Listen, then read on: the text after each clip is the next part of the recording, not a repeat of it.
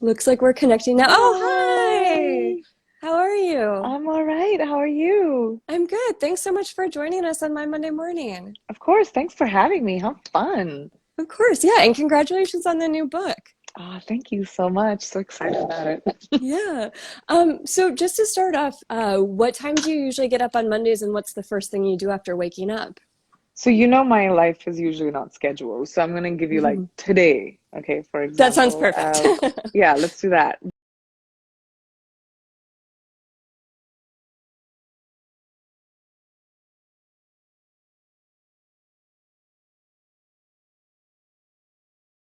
I'm and just got done with promoting a movie. So I feel like I have been on endless promos with like a million Zooms a day.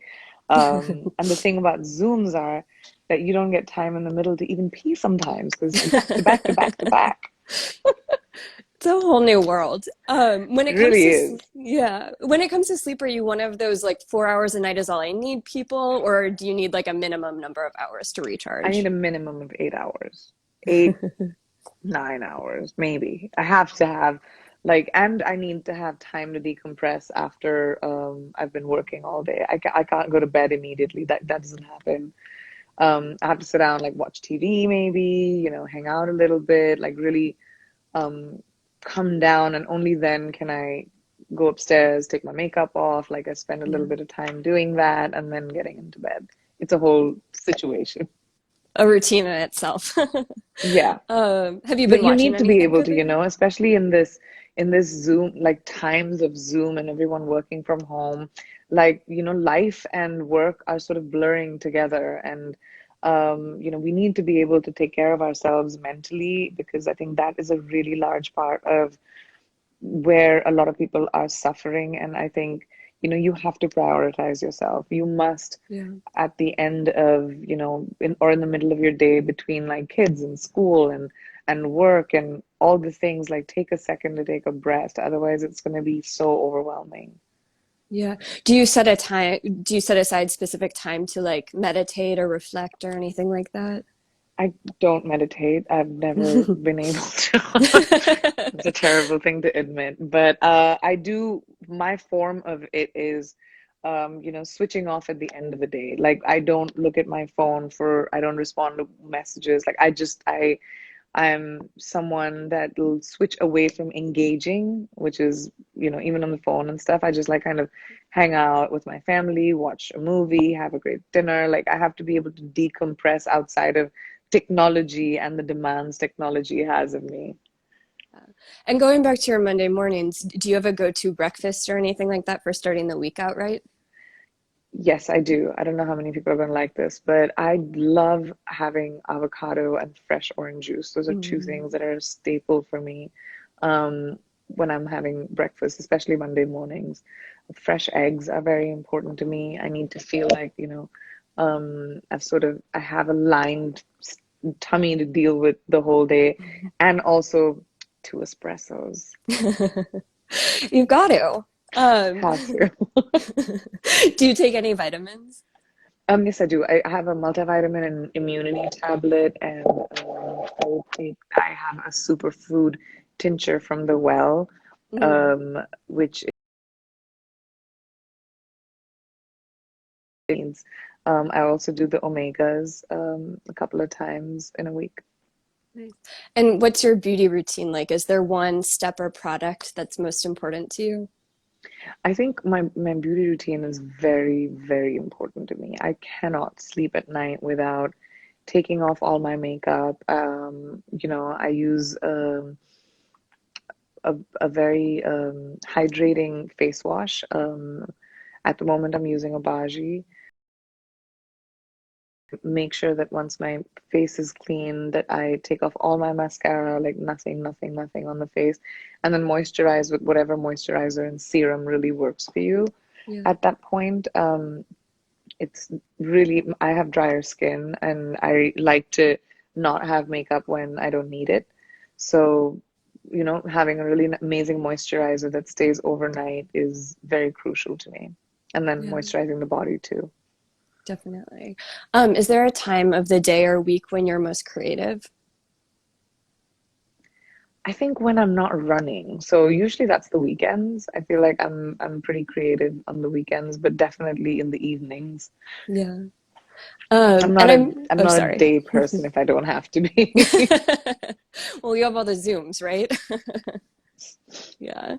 And I'm so excited to talk to you about your new book, Unfinished. I read it in one sitting. I loved it. Oh my gosh, what did you think? Oh, I loved it so, it both, it made me laugh out loud at points and it also made me tear up at points. It was like, it was a roller coaster and I really enjoyed reading it. That makes me so Um, happy. Yeah, and I thought the perfect way to start talking about your book is right in the intro, you are talking about your overbooked schedule and general busyness. So I wanted to ask if you have like a best time management hack or efficiency technique. Yes, actually I do. So the reason why I'm excessively busy is not just because I choose it, but also my job sort of requires, it's not a 9 to 5 job. So you don't know when your next check is coming in. You don't know like where your job is taking you. It's like project to project, right? So it's Yeah. very unstable, my job. So I think within that, you kind of just have to react to whatever is required of you whenever it's required of you. Like right now, I'm promoting a book in 4 time zones, so I have to be up in the morning for Australia, in the daytime for the UK, and at night for the US. It's just the requirement of the job. So what has really helped me is compartmentalizing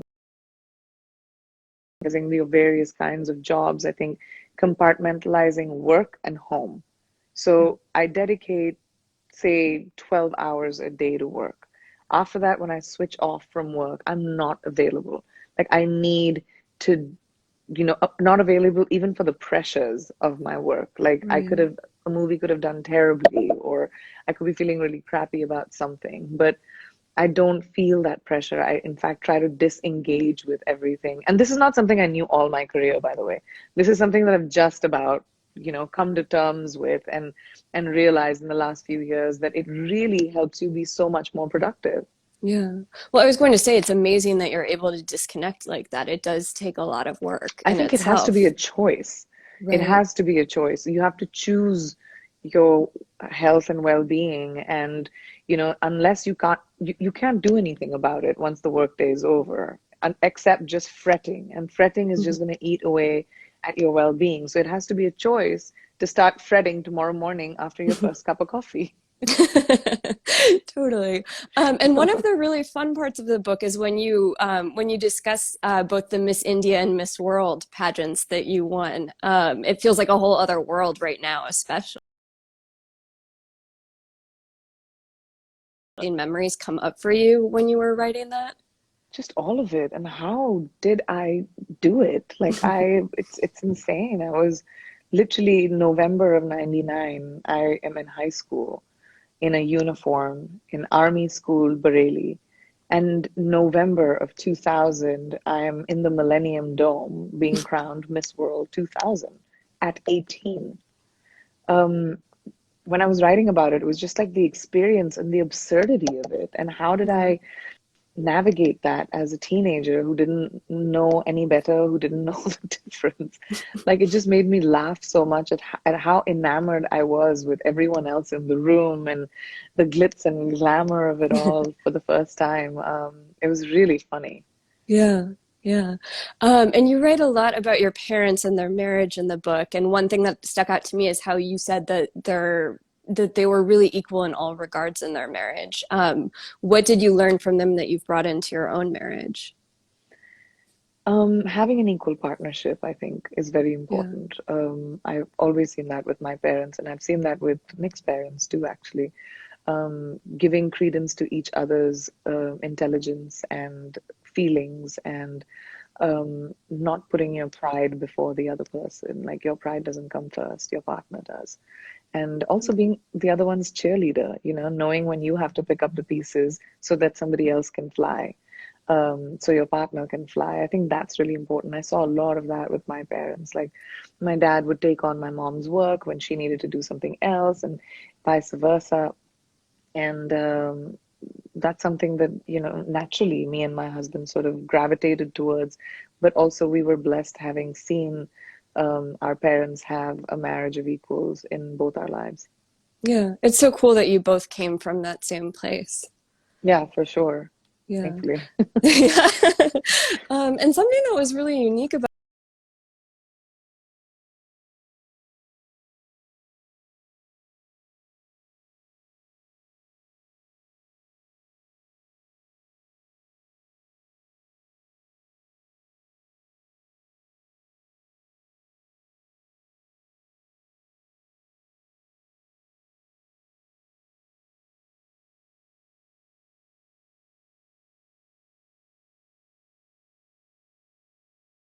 So transient, and literally um, every single project, is only success or failure. There's nothing in the middle, right? It's not like, yeah, yeah, it did okay. It doesn't matter if it did okay.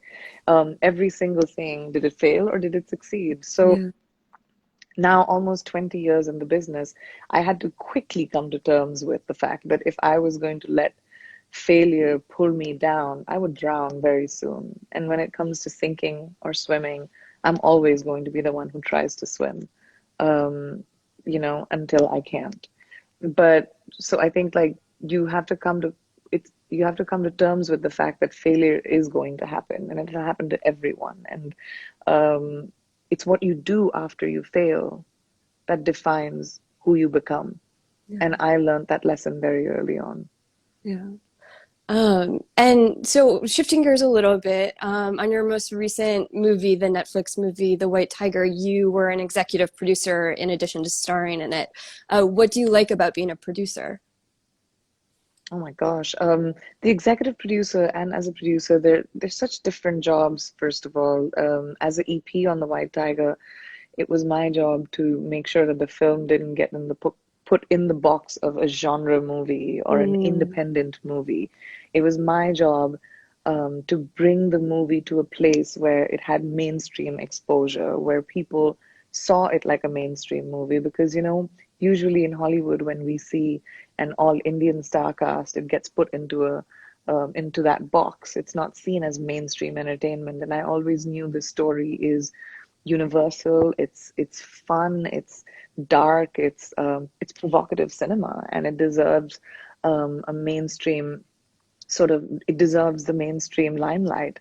And that's what I did as an EP. That's where I came in using Netflix's large reach, global reach. It was my job to make sure that, it is seen by most people, to promote it day and night. And it makes me so proud as a producer to be at the helm of an all Indian star cast movie, being, the number one movie in the world on the largest platform in the world.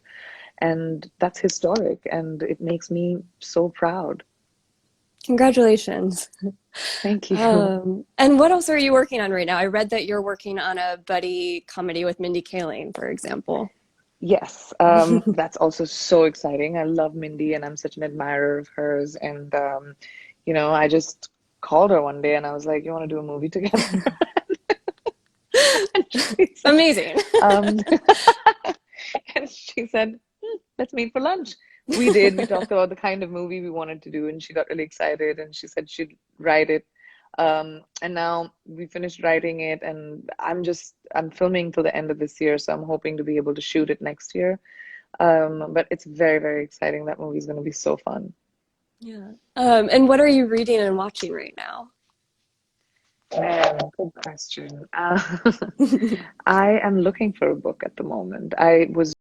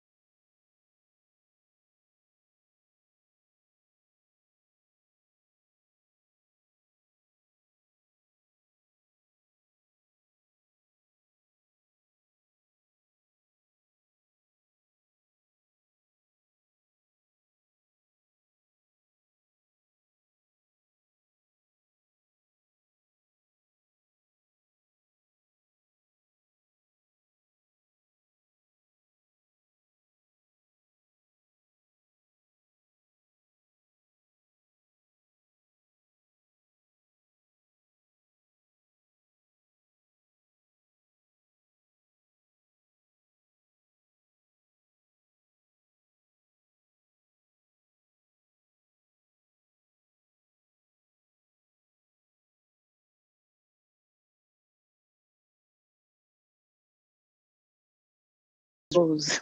Yeah. And then last question. What's one piece of advice you've gotten that's guided you? In life, Yes. um, to have the courage of conviction, I think. Whatever your decisions are, even if they're good or if they're not, to be able to stand by them, Yeah. you know. Integrity, I guess. That's been a big life lesson of mine. Yeah, that's huge. Well, thank you so much for joining us on my Monday morning, and congratulations again on your new memoir. Well, thank you for having me on Monday morning. Of course. So Take fun. care. Thanks Thank you everyone everyone for for tuning watching. in. Thanks, guys. Bye. Bye.